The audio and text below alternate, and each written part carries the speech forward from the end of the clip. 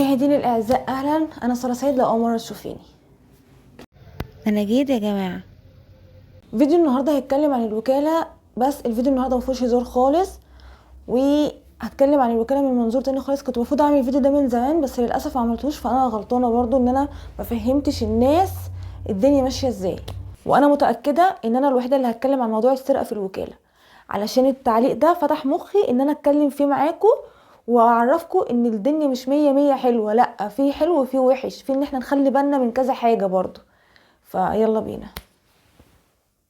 المهم، انا واحده من المتابعين بعتت لي قالت لي يا ساره خلي بالك لما تنزلي الوكاله، عشان انا صحابي كلهم اتسرقوا، فخلي بالك عشان ما تسرقيش.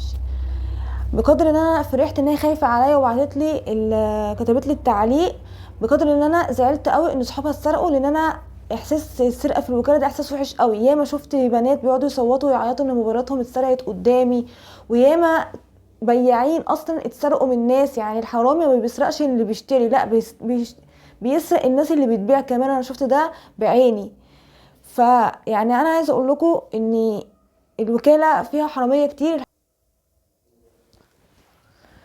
الموبايل عمال يفصل، بس انا هكمل الفيديو. طيب انا دلوقتي عايزه اقول لكم ازاي ممكن نحافظ بقدر المستطاع ان احنا ما نستريش. نعمل ايه علشان ما نستريش، نبقى فايقين لنفسنا؟ اول حاجه لازم تكوني مركزه مع شنطتك. طب لازم شنطتك دي تبقى بشكل معين؟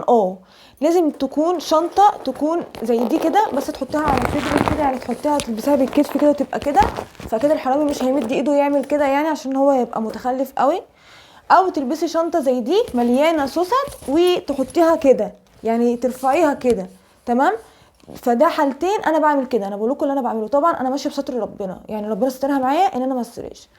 انا لما باجي اصور لما اجي اصور فلوجات في الوكاله ببقى ماسكه الموبايل مكلبشه فيه، يعني شويه الموبايل هيتكسر من ايدي من كتر ما انا ماسكه فيه. ليه؟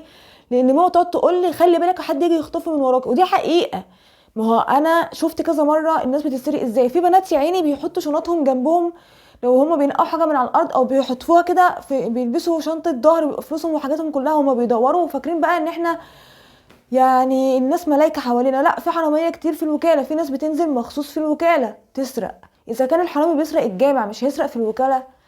فانا بقولك البسي شنطه تكون هنا، او البسي جاكيت بجيوب وتبقي مقفله الجيوب كويس، والموبايل لا تمسكيه في ايديكي، لا تحطيه في شنطه في سوسته بقى الحرامي يعني يقول ايه الارقام السريه بتاعت الشنطه دي.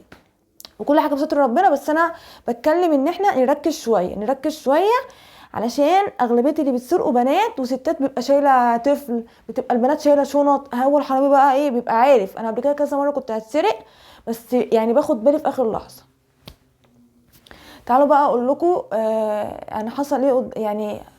تعالوا بقى اقول لكم المواقف اللي انا افتكرتها، اللي انا شفتها في الوكاله من اللي انا المرات اللي انا روحتها قبل كده. اول مره شفت واحده بتتسرق، كانت واحده بتبيع بوكات ومحافظ وسلاسل وعقود في سوق الحد. كانت فرشه كبيره كده على الارض في الشارع بتاع زكي السماك ده، وقاعده قاعده عادي. في واحده بقى كانت عماله تنقي يعني بصي محافظ كتير، نقت مثلا 5 6 محافظ. فالست طبعا فرحت ان احنا بنشتري محفظه 2، فلما بتنقي 6 دي قالت رزق.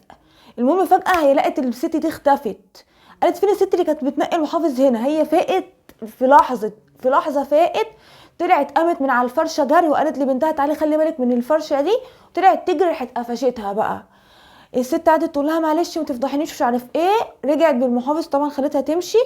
رجعت بالمحافظ، كميه محافظ وكلها جديده، هي منقيه المحافظ الجديده بس، يعني مش منقيه حاجه فيها قطعه. يعني انا كنت بنقي المحفظه ممكن الاقي فيها قطعه بتاع، لا هي حرفه في التنقيه.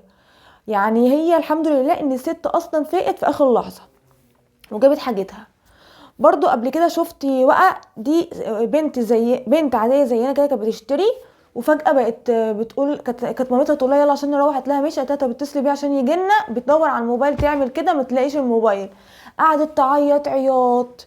وبصوا يعني قعدت تعيط الطريق كله، انا شفتها من الشارع كله كده واخداه عياط. طبعا شالت الهم ان موبايلها ضاع. هي اشترت ايه من الوكاله؟ احنا بنروح للوكاله عشان نشتري حاجات رخيصه، عشان نوفر في الفلوس، علشان يعني هو الجو العام كده. في الاخر خالص طب هي عملت ايه عشان تتسرق؟ تمام. فاللي هو الموقف ده برضو افتكرته اتضايقت قوي، لاني انا ساعتها رحت، انا اصلا ما شفت البنت دي اتسرقت انا روحت. انا خدت شنطتي وروحت. طبعا انا لما بروح الوكاله عايزه اتكلم برضو في نقطه معينه، ان انا لو معايا ناس بقعد اخلي بالي منهم، يعني خلي بالك من شنطتك، خلي بالك من موبايلك، خلي بالك من محفظتك، بقعد اتلفت حوالين نفسي كده علشان انا لو اتسرقت مش هعرف اروح.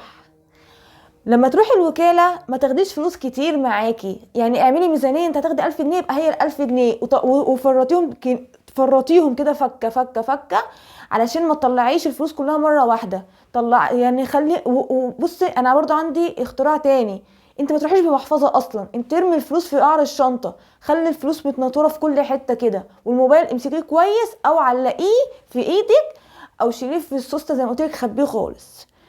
انا متضايقه قوي وزعلانه ان انا بعمل فيديو زي ده. انا طبعا كل فيديوهاتي على طول روحوا الوكاله، انا بشجعكم مش عارف ايه، انا بشجعكم ان انتوا تروحوا الوكاله، بس تخلوا بالكم من حاجتكم، علشان في حراميه كتير قوي في الوكاله بالذات في سوق الحد ده، عشان هم بيبقوا عارفين ان في ناس، يعني في ناس اصلا مدمنين يروحوا سوق الحد اللي هو يوم الحد في الوكاله ده، فهم هم بقى رايحين لطبقه معينه عارفين ان النهارده هيبقى زحمه محدش هيفوق لحد.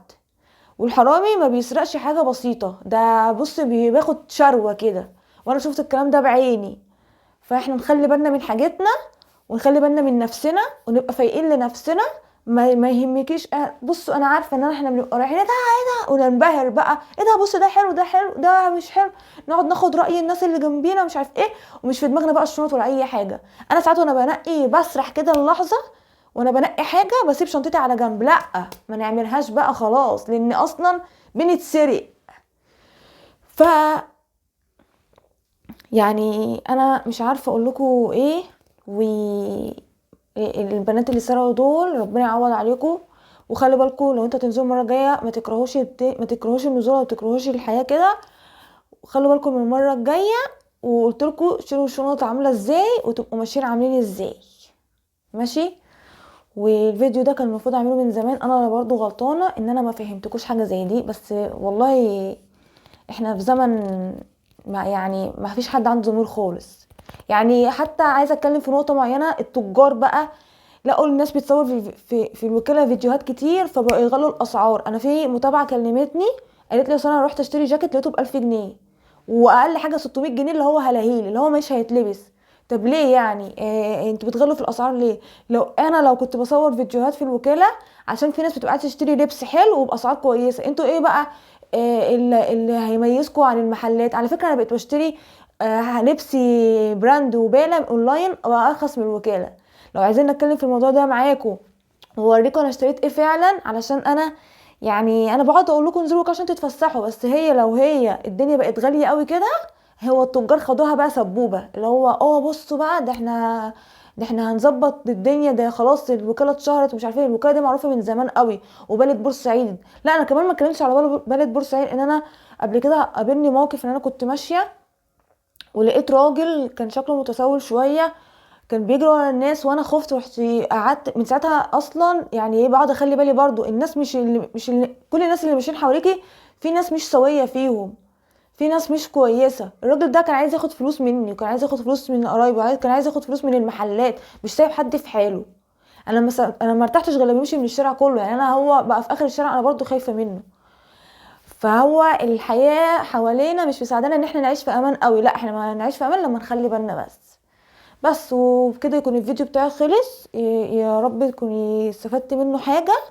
واي موقف يقابلكم اكتبوهولي وانا نحاول نساعد بعض، لان انا مش مجرد ان انا بعمل فيديوهات ان انا اوريكم انا اشتريت ايه وعملت ايه، لا احنا بنقول تجارب بعض بس. يلا سلام.